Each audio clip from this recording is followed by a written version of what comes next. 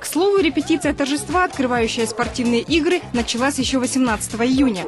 Более 2500 школьников города Якутска ежедневно в спортивном комплексе «Триумф» репетировали свое выступление.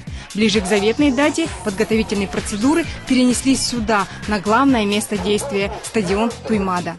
И принципиальным отличием от предыдущих церемониальных торжеств стал отказ от фоновой трибуны, то есть от работы многочисленных ребятишек, которые по команде сменяли цветные карточки, создавая издалека таким образом красивую картинку, символ игр, флаг Якутии и многое другое.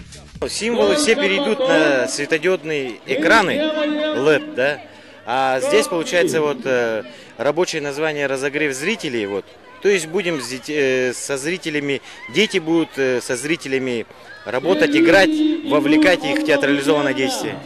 Так или иначе, якутские школьники, а также огромная армия студентов уже задействованы. Общее количество волонтеров более 5500.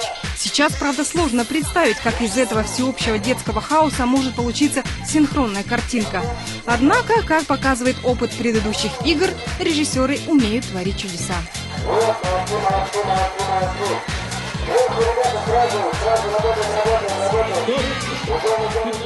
Встаем, садимся. Это интересно? Может, да. А сложно? Нет. Нет, это не сложно, просто нужно слушать, что говорит руководитель, и стараться делать, все правильно. Надо вставать, поднимать руки и садиться и опускать.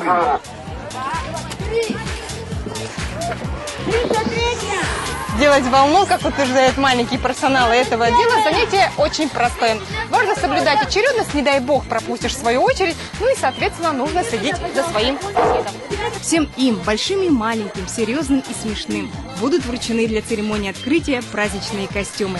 Кстати, нарядов, как мне сказали по секрету, насчитывает около 5000, а возят ребятишек на репетиции аж 55 автобусов. Но все же, какой сюрприз нам приготовили режиссеры? Тайной станет явью уже совсем скоро.